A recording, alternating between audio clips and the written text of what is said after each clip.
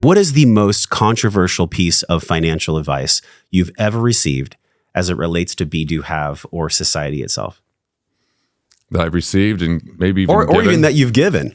When I wrote Killing Sacred Cows, I was just pretty early to the game of saying 401ks are a hoax.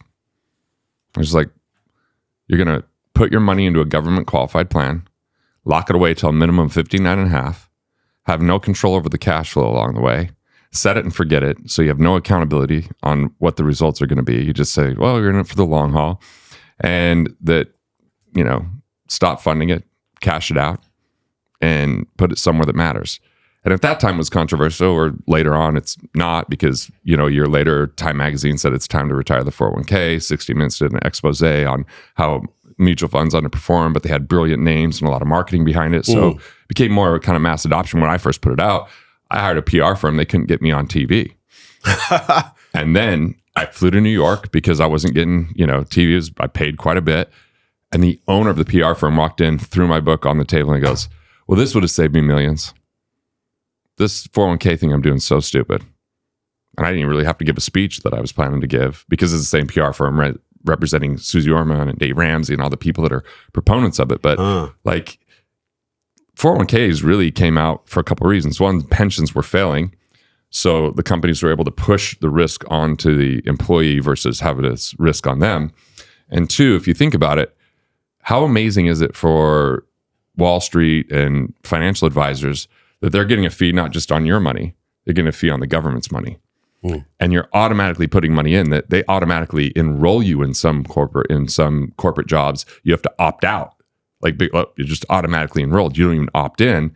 And that money's kind of tied up and all this kind of stuff. So that was, that was kind of something that I called out. But then I started calling out other things like, hey, you shouldn't be in real estate if that's not your investor DNA. Like, risk is in the investment, or you, the investor, not the investment you make.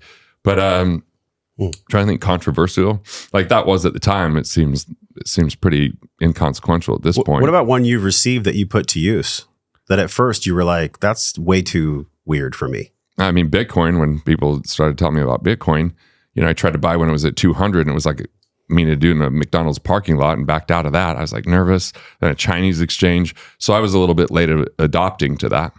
But it's a vote against the system. It has 11 divisible properties instead of 9. It's, it's scarce instead of, and it's, I could take it in my head. I don't have to, like in the old days, if you're getting out, you're trying to get your gold out, it's going to get taken from you. Yeah. So.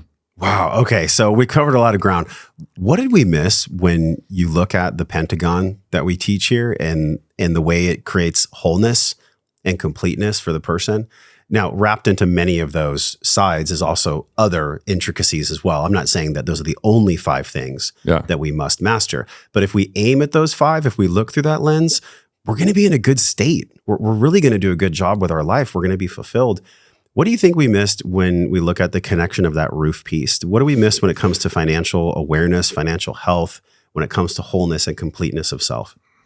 The less we have to think about money or need to think about money, usually the more financially free we are.